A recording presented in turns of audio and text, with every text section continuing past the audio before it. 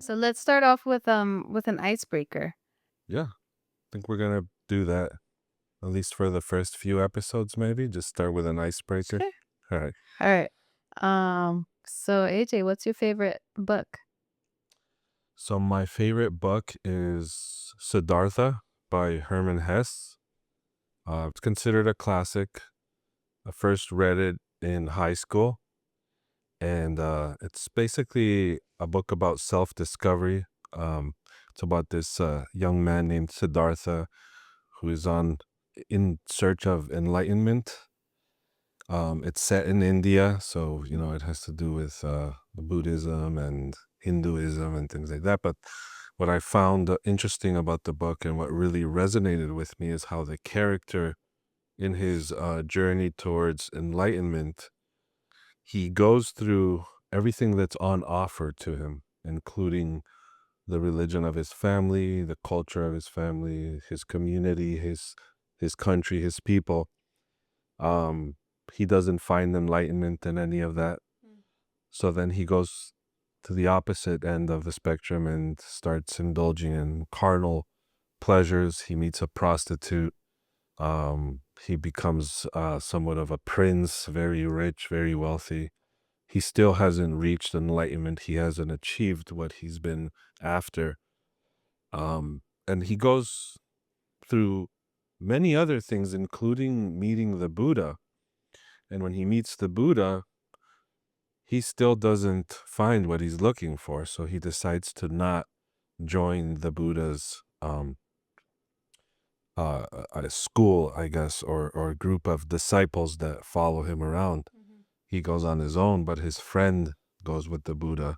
So they separate. And in the end, he realizes that all of that was just noise, that what he was looking for was within him all along. And because he was paying attention to all the noise around him, he missed it, but he actually finds it in the end. So it's a very, very good book. That's a very oversimplified synopsis, but it's a good book. It's a pretty easy read, so highly recommend it. How about you? What is your favorite book? My favorite book, I would have to say I'm gonna go all the way back. Probably The Picture of Dorian Gray by Oscar Wilde. It's another classic. Yeah, it's a good one. Just a brief synopsis of it. It's about a young man who has somebody paint a picture of him.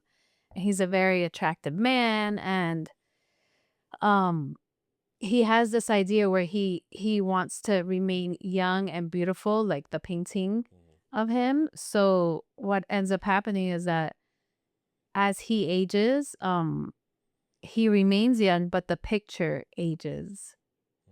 So, and he ends up doing a lot of like what they call sinful things in life, and he ends up hurting a lot of people. And the picture ends up becoming old and ugly and just not very attractive at all, even though he physically remains young and beautiful. And he keeps this picture, it's like his big secret, and he keeps it hidden in an attic. And, it's killing him inside because he knows that he is that picture.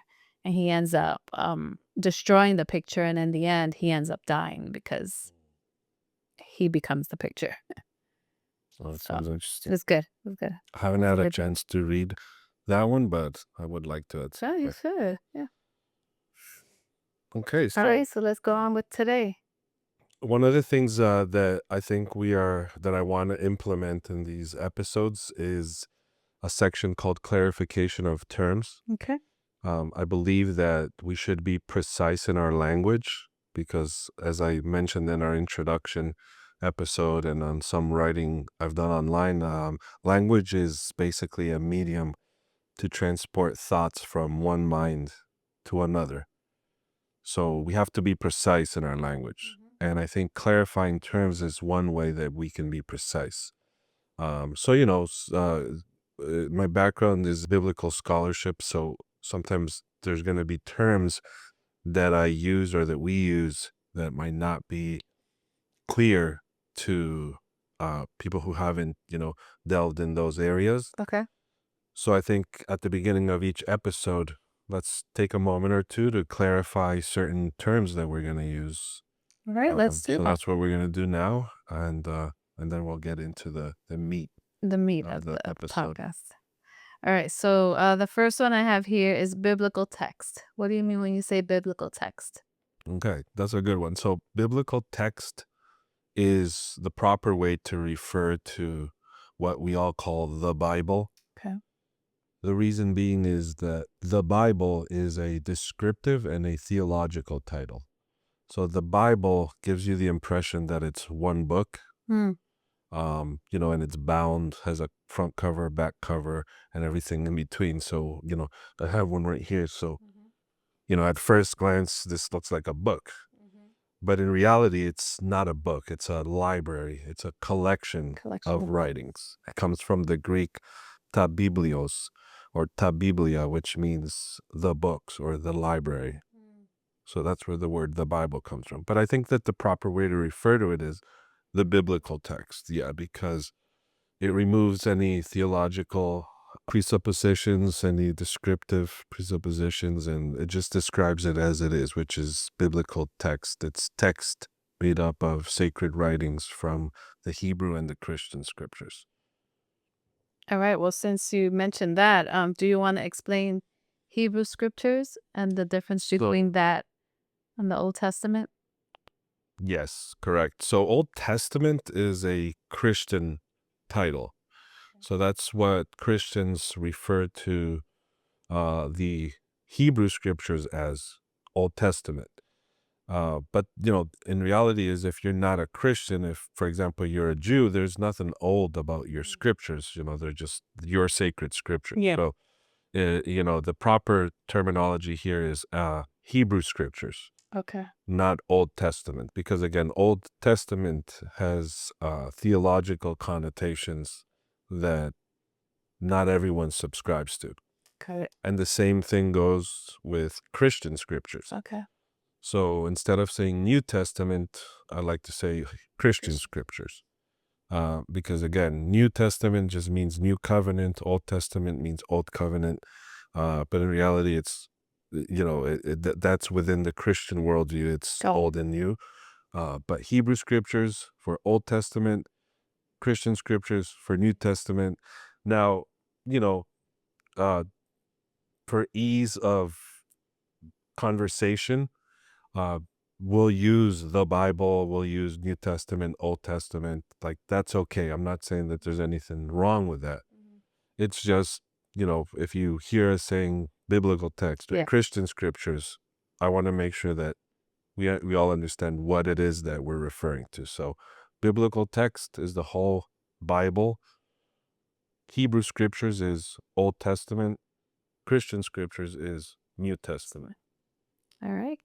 And the last term we have here is the term critical. Yes, critical. So, critical is a word that's used quite extensively in scholarship.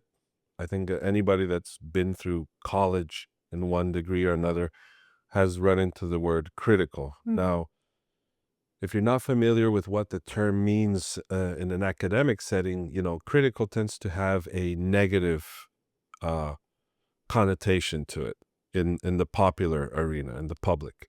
So we think of critical, that person's so critical. That's like a negative, critical, negative person. But in academic settings, critical just means the use of careful, objective, and analytical judgment to evaluate information rather than simply accepting something at face value.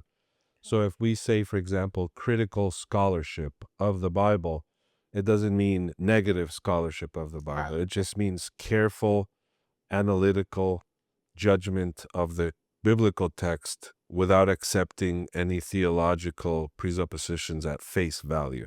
It just means studying the text at a very um, deep and intentional level. Okay, so, all right, we got those out of the way. Got that. All right, so let's move on to today's topic. It looks like you titled it "The Wilderness, Where Certainty Comes to Die." Yes. So let's talk about that. Okay. So, the thoughts in this episode are going to be primarily directed towards Christians. But in reality, I think what we're going to talk about can apply to anybody who holds any degree of certainty about any type of inherited belief system or worldview. I think if you're very certain about things, you're going to hopefully find the subject in this episode useful or enlightening. Now, as Christians, I think we have a problem. Okay. What's that problem? That problem is that we're too familiar with the Bible, quote unquote, and with the Christian faith, You want to explain that a little bit more? but not in the right ways. Yes. So we're too familiar with the Bible and the Christian faith, but I don't think in the right ways. Now, what do we mean by that? So, just to give you like an analogy, for example, for many of us, the Bible occupies a space similar to a family heirloom. Okay. Like a watch that's been handed down from one generation or from previous generations to another, Okay. a brooch, or any valuable piece of jewelry or object that a particular family holds valuable and has passed it down from one generation to the other, sometimes many generations. And the problem that I see is that the Bible occupies a similar space for a lot of Christians. It's sort of like an inherited book or an inherited object, an inherited artifact. Um, it's part of, our families, our upbringing, our culture. Now, along with that comes what most of us believe about the Bible or what we know about the Bible. It's been inherited from other people. Oh, what we've been told about the Bible. Exactly, yes. So we've received most of what we know and what we believe about the Bible from other people. So we just continue the legacy of believing the things that we were told to believe by people who were told to believe those things by other people before them, right? So that's the way in which I think it's similar to a family heirloom. It just gets passed down from generation to generation. Nobody ever stops and asks, why is this watch valuable? Why is this brooch valuable? Why is this book valuable? Why is this collection of books called the Bible valuable? Like, what's the value in it? We just kind of go along with what we've been handed down from one generation to another. Now, that's not a problem in and of itself because, handing down value systems, handing down things that we hold in high regard, including beliefs, cultural traditions, that's part of the human experience. That's completely normal. That's expected. That's what makes us human. Sometimes even political ideologies, get handed down. People belong to a political party simply because their family's been part of a political party Yeah. their whole life, right? So that in and of itself is not a problem. The issue is that throughout their lifetime, I find that very few people will actually take the time to familiarize themselves with these traditions, these cultural values, these political ideologies, these beliefs, or most importantly for our subject matter, the Bible, on their own terms. So again, let me repeat that. Very few people throughout their life are actually going to make an effort to familiarize themselves with these things, particularly for our context, the Bible, on their own terms. Okay. All right? Everything that they know and believe to be true about the Bible, the biblical text, turns out to be inherited, regurgitated, or recycled material that came from someone else. Again, that's not a problem in and of itself. It is, in my opinion, a problem when you go through your whole life with these unexamined beliefs or these unexamined structures of belief systems throughout your whole life. Yeah. Okay.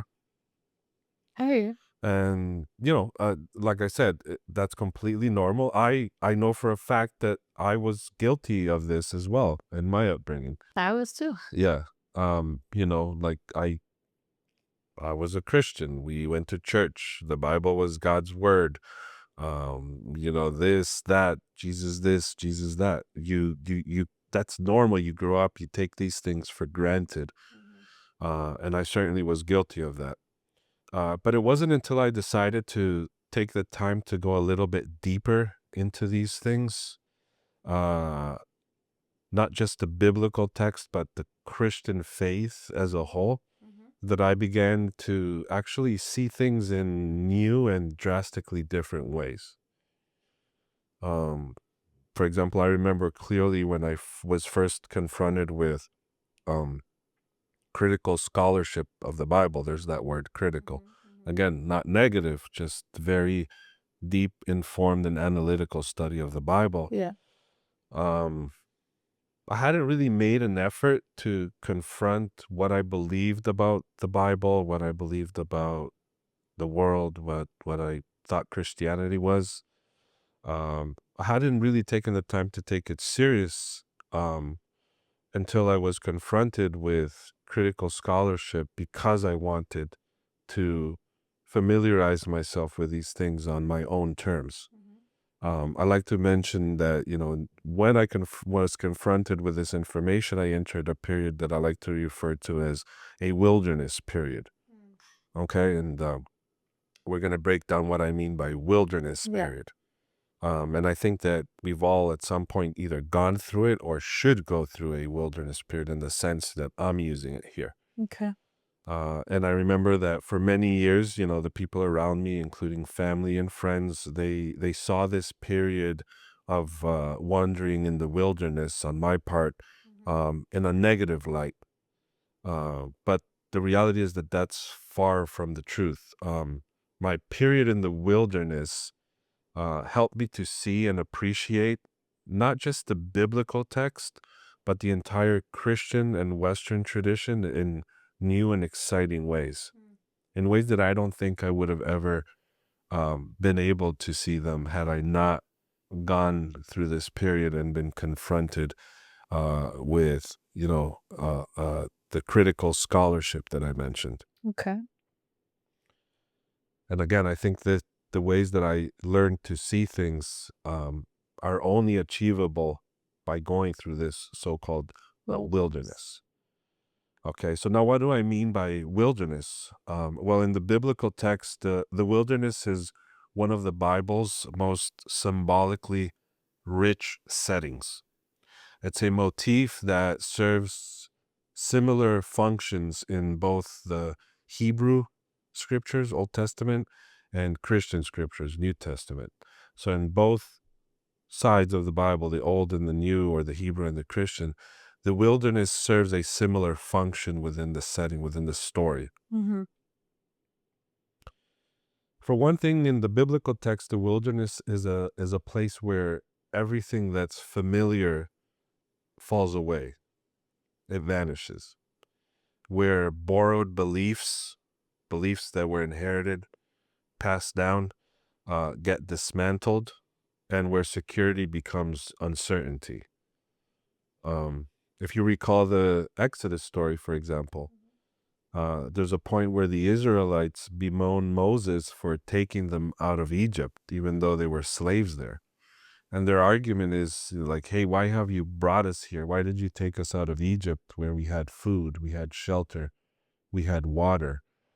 And they're bemoaning while they're in the wilderness because suddenly they find themselves in the wilderness and everything that was familiar to them, like the certainty of having a meal every day, the certainty of having shelter at night, even though they were slaves, it's gone. They don't have that certainty. They don't have that familiarity with the area anymore.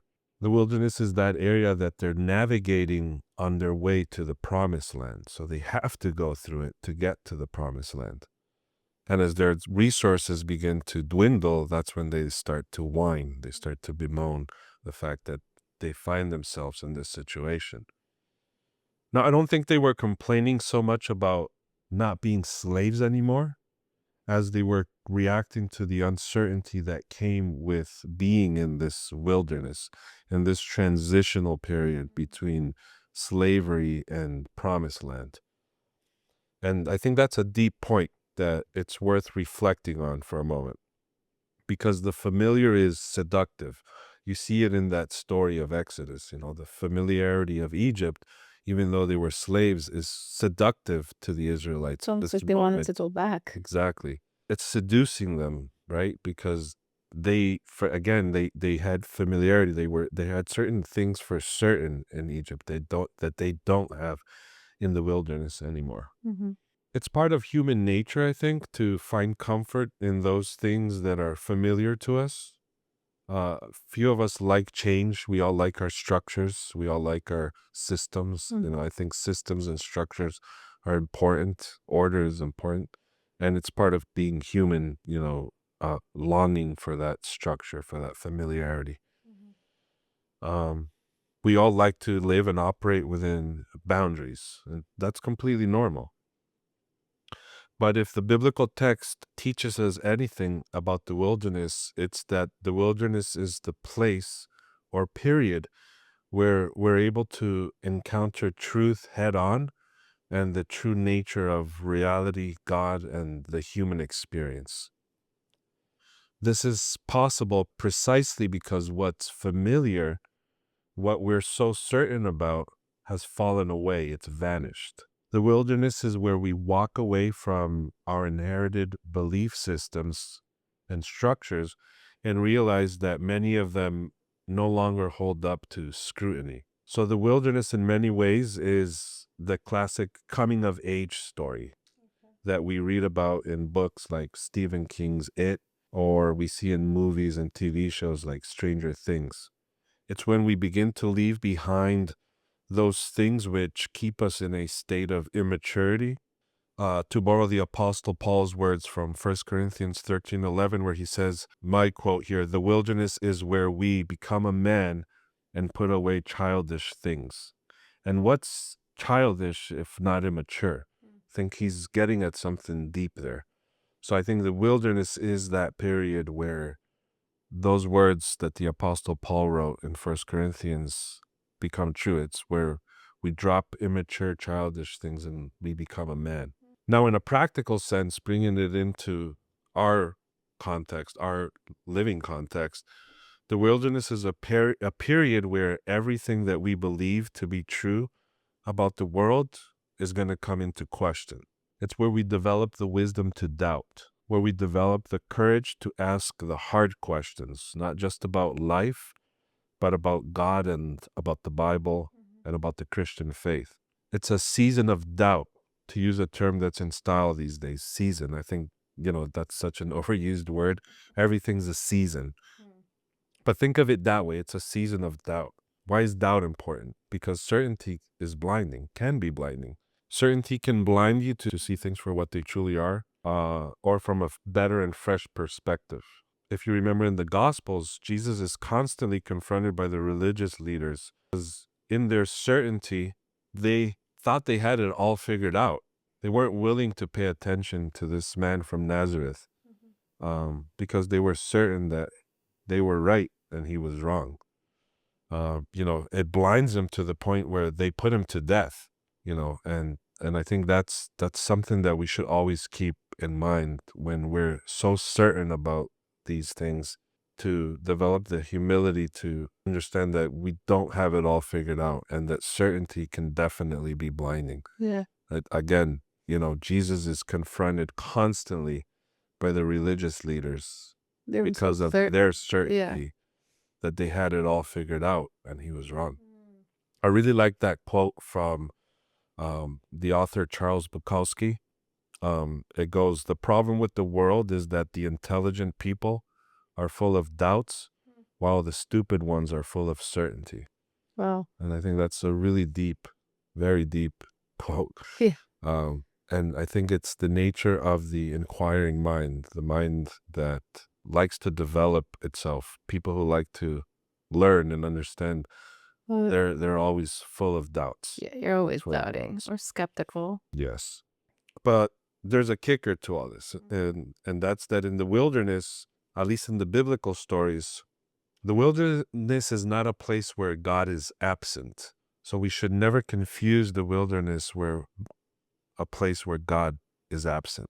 It's the place where certainty is absent, where all the voices that pull at our minds in one way or another go silent. And the deeper questions now have room to breathe, to echo.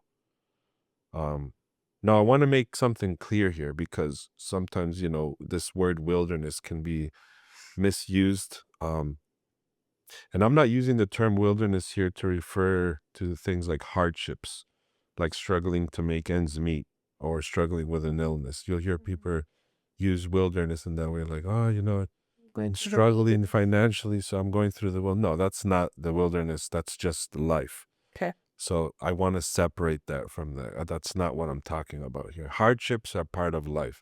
The wilderness that I'm presenting here is a place where you begin to see the cracks in the foundation, so to say, of your belief system, of the structures of your worldview.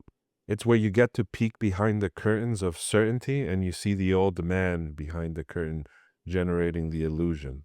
It's an ideological barrenness, a theological black hole, an intellectual whirlpool. It's the place where doubt manifests itself. Mm. And I think if we pay close attention, you'll notice that Jesus himself goes through this theological black hole when he cries on the cross, my God, why have you forsaken me?" Oh, wow. That's That was his that wilderness. wilderness Yeah. period, because here's the so-called Son of God experiencing this abandonment of God, this Yeah. abandonment of the divine, the transcendent. Um, there's a philosopher named Slavoj Žižek. I really like one of his arguments, and the gist of it is that to get to true atheism, you have to go through Christianity, because Christianity is the only religion or the only worldview where God himself experiences the emptiness, the overwhelming feeling that God is no longer there, Wow. right? So that moment on the cross, it's Cross. a deep moment, because here's the Son of God, who Christians consider God God himself, himself. experiencing this complete abandonment, this complete emptiness, this complete like nihilism. Now, as I mentioned before, the wilderness is not the place where God is absent. That's important to keep in mind. It has that feeling. Yeah, because It Jesus himself was questioning where he yeah, was. it can generate those emotions in people. This feeling of like God is not here. God doesn't exist. God is not. The wilderness that I'm talking about can generate those emotions for sure. Despite how much it might feel that way, like the wilderness is a place where God is absent, the wilderness is actually a place where God can finally be heard. Mm. Um, because everything that we were certain about goes silent. The illusions vanish, and the lack of mental noise allows us to listen better, right? Again, I'm going back to this certainty that we sometimes hold on to, which has the capacity to blind us, Yeah. to deafen us, to make us incapable of seeing and hearing what's truly out there. Um, and you'll see this in the Bible, in with many of the biblical characters, where they encounter God in the wilderness. I can think of Moses, for example. Moses meets God in the wilderness as he's out tending to his father-in-law's flock. He sees the burning bush in the wilderness, and he hears God, and the text says he sees God um, in the wilderness, right? He didn't see him in Egypt. He didn't see him at the well. He saw him in the wilderness. Similar thing happens to Elijah.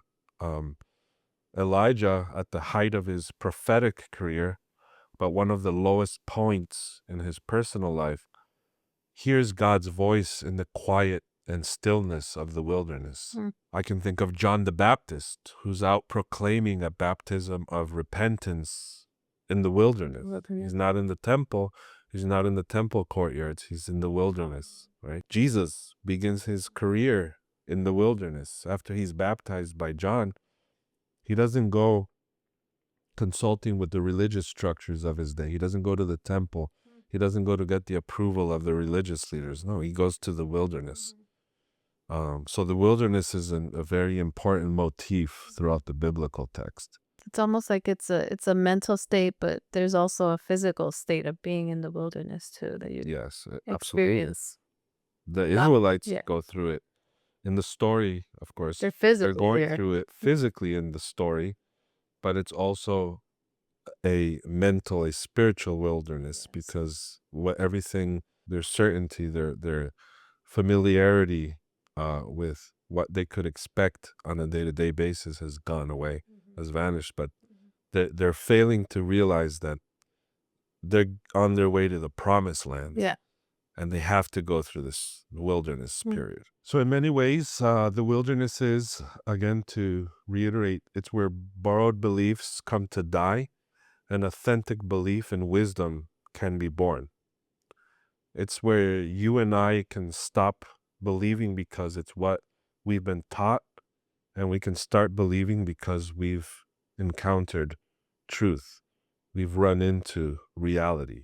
The wilderness is that place that has the power to make you change your mind about things, about fundamental things. It's why I think it's important for everyone to experience this ideological wilderness at least once in their life. True mental capacity is only possible when fundamental beliefs are questioned, when they're subjected to scrutiny. And if they hold up, they become even stronger. And if they don't hold up, then they're worth abandoning. It's where you're going to drop beliefs, immature beliefs, and you're going to adopt intellectual humility. Because anything other than intellectual humility is just cheap certainty. And I don't like cheap things, and I don't think anybody should. I think it's important to stress that entering this wilderness period or this wilderness transition willingly is going to bring with it huge development and growth, both at an intellectual level and at a spiritual level. Yeah. Go ahead and doubt, question your beliefs, question what you've been told to be true, question what you've been told to believe, doubt it, scrutinize it, confront that certainty that you've inherited, subject it to scrutiny. Let's see what comes out on the other end. There's nothing wrong with doubting, with questioning, but there is a lot wrong with cheap certainty, to go back to that term. If you're a Christian, for example, one way you can do this is go ahead and explore the strong arguments against the Christian faith. Go ahead and explore atheism's strongest arguments. My personal favorite is one called the argument from divine hiddenness. What's that?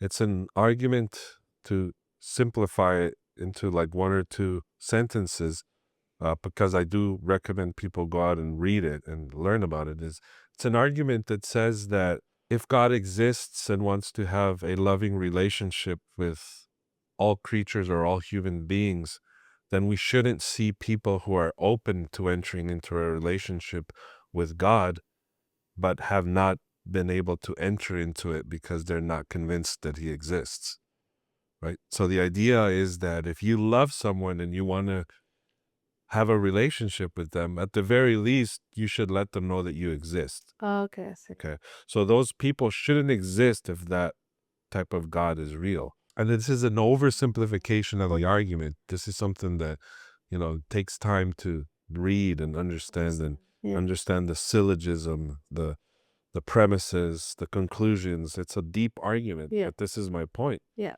You know, It's how okay to many people know explore that these learn strong about it. arguments are out there? Yeah. And that's, again, brings me back to cheap certainty. Like, you can't be certain about something if you've never Unless been you know the other exposed to side. the opposite. Yeah. I'm not talking about cheap arguments against Christianity. I'm talking about deep Deep ones. philosophical arguments against what you and I or what many other people might believe. And it goes both ways, you know.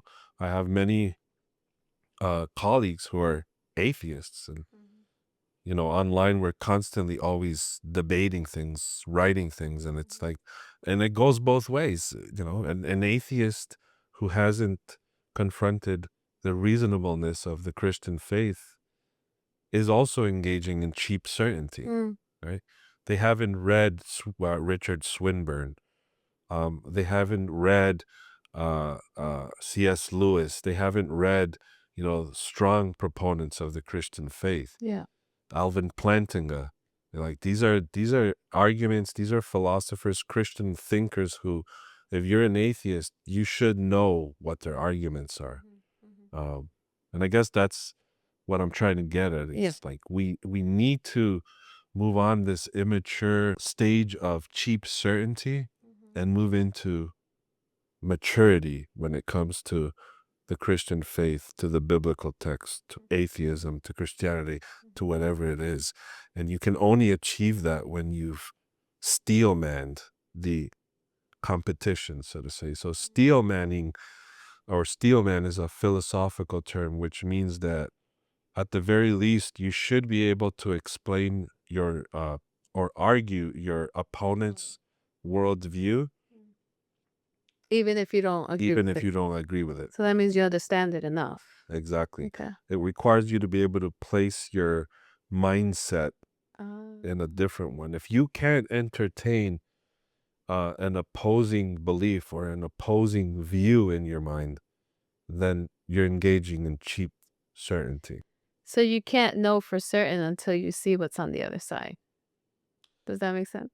I think you should retain the intellectual humility to drop the arrogance of cheap certainty unless you've, at the very least, exposed yourself to opposing arguments to the things that you believe to be fundamentally true.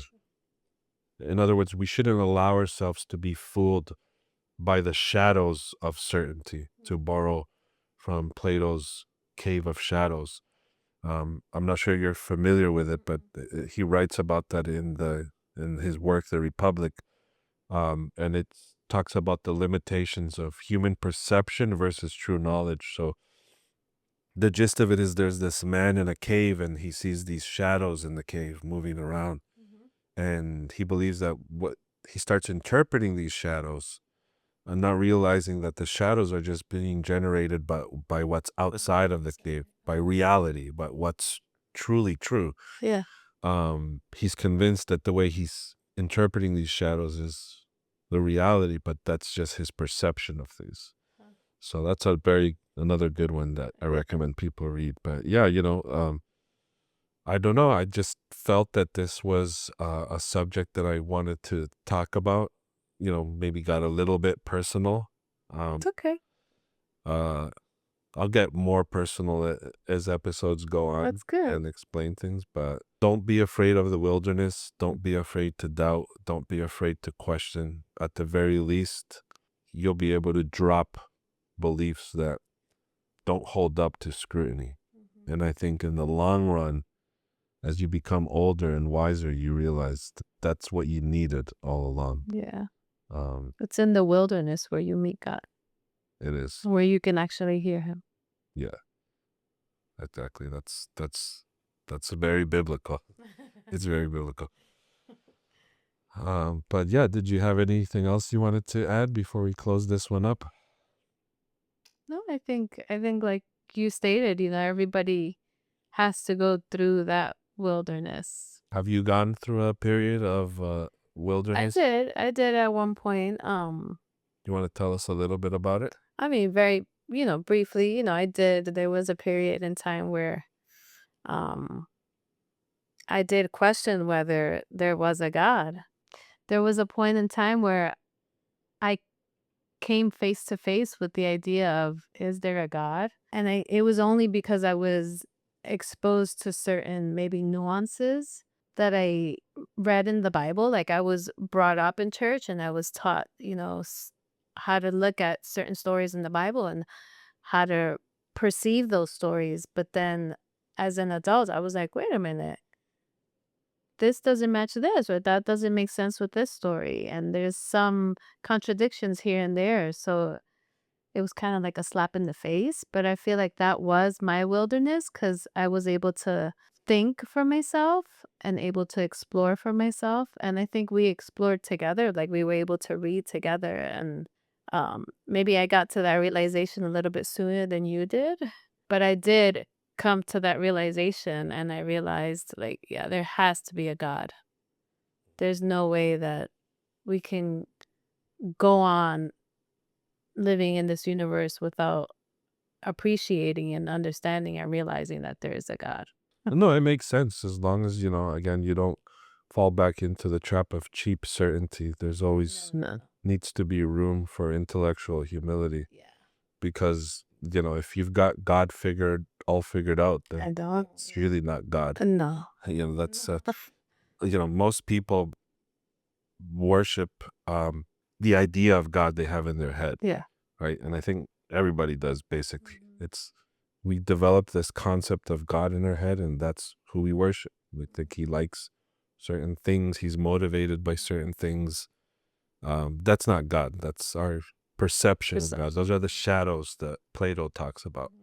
There is, God, if he's out there, he's well beyond what we are able to comprehend. Yeah. And it's important to always keep that in the back of your head. Yeah. And going back to, you said that you were confronted with certain realities about the biblical text, years ago. I mean, I'm talking maybe 15 years ago or more. I had a friend of mine who went on to complete his PhD, ask me a question of like, to what degree are our religious institutions responsible for not exposing their congregations to biblical scholarship?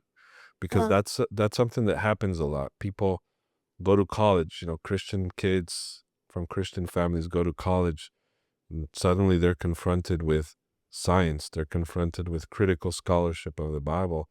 And I'm not talking about critical scholarship that's way out there. I'm talking about critical scholarship that It's basic stuff.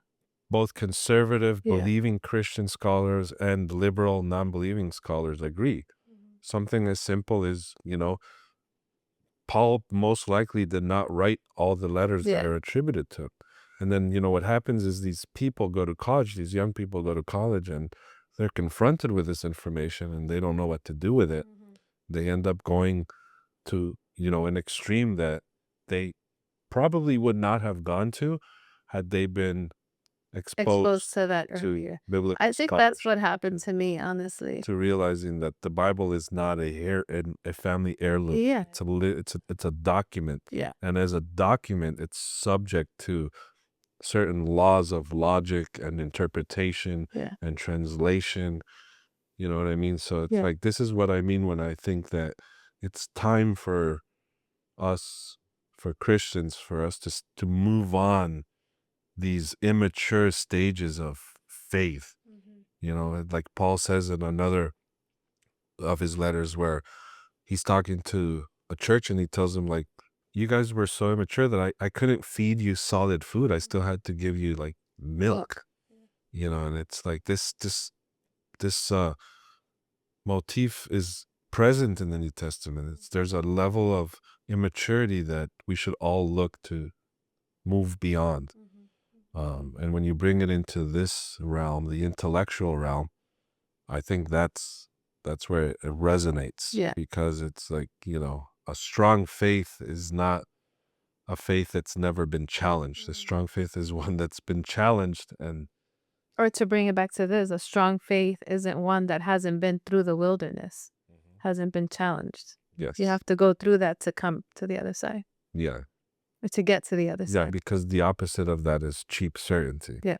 That's what I mean by cheap certainty, is that faith that has never uh, been confronted with opposing views or arguments against it.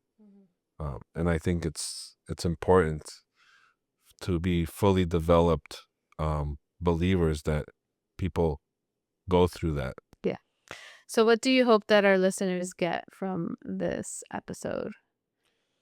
What I hope listeners get from this episode is to develop the courage to believe things on their own terms. Let's drop the inherited belief systems. Let's scrutinize them. Let's question them. Let's put them through the fire. Let's put them through the wilderness.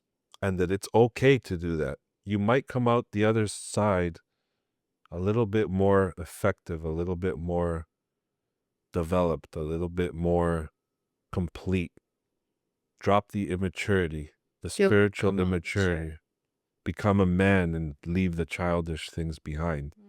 To borrow again Paul's words, because like I said, it's not the time to entertain cheap certainty. All right. Well, thank you for listening. We hope you come back and listen for the next one. Thank you.